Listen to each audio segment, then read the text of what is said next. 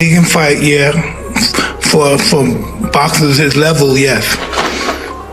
Meaning what? Not your level? I do not believe so. No, not at all. Mike Tyson attacked Jake Paul after Paul made shocking claims about their November 15th fight. Paul accused Tyson of rigging the match and claimed the boxing legend only stepped into the ring for money. These remarks tarnished Tyson's legacy, sparking a heated confrontation between the two. I've always been in the gym training. I'm a boxing professional fighter. I'm just, activity is great. I had 15 fights in 1 year when I was younger, and I think activity is great, but I'm prepared. The man who's been a global icon for decades is now being accused of begging a YouTuber for cash. Seriously? Let's pause for a moment. Does Jake Paul even understand the rules of boxing, or is he just making things up as he goes? It's hard to tell, but one thing is clear.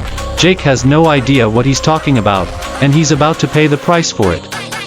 Honestly, the Tyson-Paul fight was the boxing match nobody asked for but somehow couldn't stop watching, a spectacle that left everyone buzzing.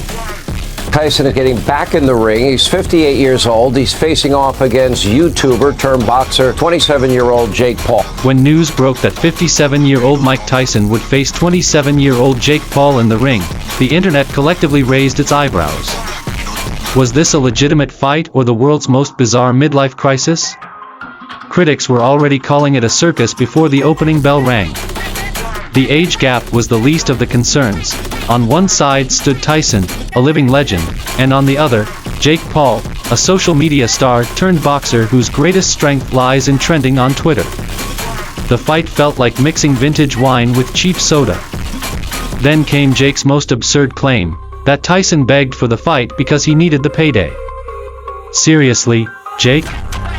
The same Tyson who built a cannabis empire and likely has more money in his couch cushions than you have in your crypto wallet? Fans were outraged, viewing the rescue theory as an insult to Tyson's legacy and accomplishments.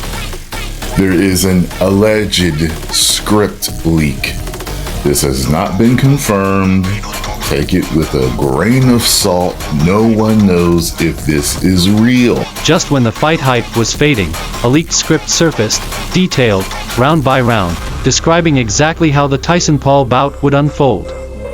This wasn't a shady Reddit rumor. It outlined Tyson starting strong with his iconic bob and weave, Jake surviving the early rounds, and Tyson hitting the mat in round 5 after a perfectly timed right hook. It sounded straight out of a Hollywood writer's room. Fans were stunned by how eerily specific it was, and how closely it matched reality. Tyson looked slower, Jake more precise, and even the detail about Tyson getting cut above the eye came true. Suddenly, the match felt less like boxing and more like a scripted WrestleMania event with impeccable PR. That love Mike, and despite what he said in that interview with the girl about the legacy, we love him and his legacy. Meanwhile, Tyson remained suspiciously quiet, no furious denial, no public outburst. It was as if he was letting the rumors swirl or perhaps trying to uncover who leaked the plot twist. If a non-disclosure agreement was involved, someone was definitely in trouble. But Jake, being Jake, couldn't resist stirring the pot. On his podcast, he casually mentioned that he eased off during the fight to avoid hurting Tyson, claiming he was the real threat. This comment exploded faster than one of Tyson's uppercuts. Was Jake admitting the fight was staged? Bragging? Or worse, too clueless to realize he might have just dropped a career-ending secret? Suddenly, the Tyson-Paul fight wasn't just controversial, it became legendary for all the wrong reasons. Fans weren't just questioning the fight's authenticity, they were rewriting the entire storyline in their minds, turning what was already a spectacle into an outright mystery of boxing theatrics. Exactly. I started to manifest. Thank you. I started Jake Paul off. Mike Tyson's patience snapped faster than Jake Paul's claims of being a legitimate boxer. After weeks of rigging accusations and that absurd leaked fight script spreading like wildfire, Tyson finally fired back, this time, not with his fists.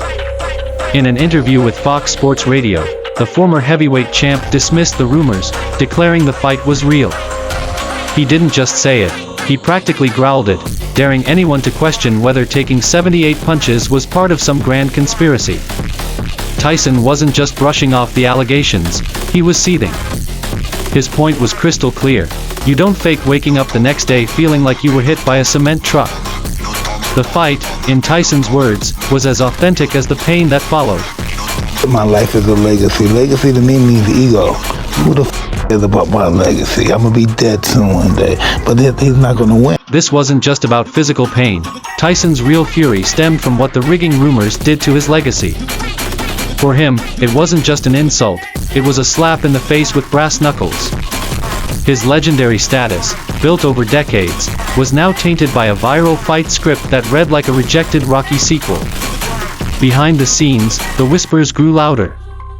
Insiders claimed a non-disclosure agreement, NDA, was in play, the kind with all-caps legal warnings designed to silence anyone from suggesting the fight was anything less than 100% authentic. If true, the NDA should have kept everyone in check. But Jake Paul, never one to hold back, casually claimed on his podcast that he eased off during the fight, as if he were a merciful boxing god granting Tyson a pass. This wasn't just Jake being cocky, it was potentially NDA-breaking cocky. Sources hinted Tyson was ready to unleash his legal team if the NDA had been violated. For Tyson, this wasn't merely about the fight, it was about protecting the brand he'd spent his entire career building. Jake's reckless comments weren't just inflammatory, they risked dragging Tyson's name through the mud, all for content. Welcome back to The Pain Game. Today we're going to talk Darren Till versus Tommy Fury / John Fury, of course. But first, some more important and quite serious news in the combat sports world. Mike Tyson versus Jake Paul, it's come out now. It was rigged. I can't believe it. You know, you have to question the validity of boxing these days when you can't trust two professionals to get in the ring and do their best against each other. And instead you find out Mike Tyson pulling his punches, not trying to hurt Jake Paul. Absolute disgrace. I thought better of them. You know, I really did. I thought that Mike Tyson, especially, Iron Mike, he was just going to go in there and knock Jake clean out. But here he is, not trying. I'm so disappointed in him. But you don't need to take it from me. The fight itself only added fuel to the fire. Statistically, Jake Paul outperformed Tyson in nearly every measurable way. 78 punches landed to Tyson's paltry 18. On paper, it looked like a masterclass in boxing domination. But there was one glaring problem. This was Mike Tyson, the man who used to knock out legends with fewer punches on his worst days. Watching Tyson struggle to land even a few clean shots felt like seeing Superman lose a wrestling match to SpongeBob. Yet ringside footage told a different story. From the crowd's perspective, the punches looked brutal and painfully real. Tyson didn't appear to be acting out a script. He looked like a man desperately trying to reclaim past glory while his body begged him to sit down. His iconic bob and weave resembled a slow shuffle, and his punches carried the speed of a buffering YouTube video. Even Tyson admitted something was off. He confessed to blanking out mid-fight, a revelation that raised even more eyebrows. Was it exhaustion, age, or something deeper? Whatever the cause, his sluggish performance only fueled conspiracy theories. Even if the truth was less dramatic, the undeniable march of time catching up with a boxing legend. But that changed when Paul clenched with Tyson. It's alleged he whispered into Tyson's ear to cool. Then came the aggression factor. Ringside analysts noticed something intriguing. Jake Paul wasn't holding back. He threw with bad intentions, landing sharp combinations and even cutting Tyson above the eye. Jake's competitive streak was on full display, as if he'd forgotten he was supposed to be an entertainer and started fighting like a man desperate for legitimacy. At the root of this? Money. Jake, never one to miss a chance to stir controversy, claimed Tyson approached him out of financial desperation. According to Jake, the boxing legend needed the fight to keep his bank account from running dry. I did tell you about it. At the time, I wanted to do a pay-per-view roast, like it was a boxing match, and they'd said, oh yeah, Mike could make $20 million. Then there's the juicy pay-per-view, PPV, debate. Industry insiders whispered that both fighters walked away with hefty 7-figure paydays, but did Tyson feel shortchanged? Maybe.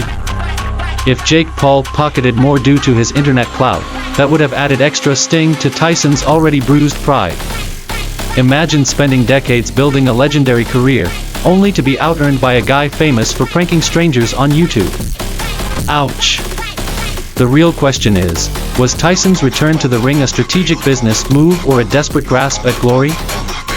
Some say he wanted one last taste of the spotlight before retiring for good, or simply to prove that even at 57, he could still rearrange someone's face. But stepping into the ring with Jake Paul wasn't just risky, it was like a retired lion challenging a loudmouth hyena. Tyson might have seen it as an easy payday, but he clearly underestimated just how far Jake would go for clout. Social media wasn't kind. Fans roasted Jake for allegedly disrespecting Tyson, accusing him of milking the fight for publicity while trashing a living legend. Memes, think pieces, and angry tweets flew like punches in a street brawl. In the court of public opinion, Jake wasn't just the villain, he was the final boss of boxing trolls. Reason, and one reason only, and that is the money. He's getting paid so much money to do this, so that tells me he's getting bought. So again, it is sad that someone like Mike Tyson... Rumor has it, Tyson didn't just walk away from the fight, he stormed off, leaving behind a trail of blistering words aimed directly at Jake Paul. Insider sources claimed that Tyson unloaded a verbal knockout during a private post-fight conversation, telling Jake to "stop ruining my legacy" and "keep my name out of your clout-chasing mouth." Classic Tyson, sharp, direct, and ready to bite back. There's also growing speculation that Tyson's team is considering legal action over potential contract violations. If Jake truly hinted at fight fixing on his podcast, he might have broken the unspoken rule of celebrity boxing: don't talk about the script. Tyson's lawyers are reportedly watching closely, ready to pounce if Jake keeps running his mouth. So, what does all this chaos mean for the future of boxing? Has the sport reached the point of no return, where hype and headlines overshadow skill and legacy? Can boxing survive in a world where fights feel more scripted than spontaneous? Most importantly, how long before fans stop tuning in altogether, tired of wondering if they're watching a real contest or just another pay-per-view soap opera? The ring, once a revered place where legends were forged, is beginning to resemble just another stage for spectacle.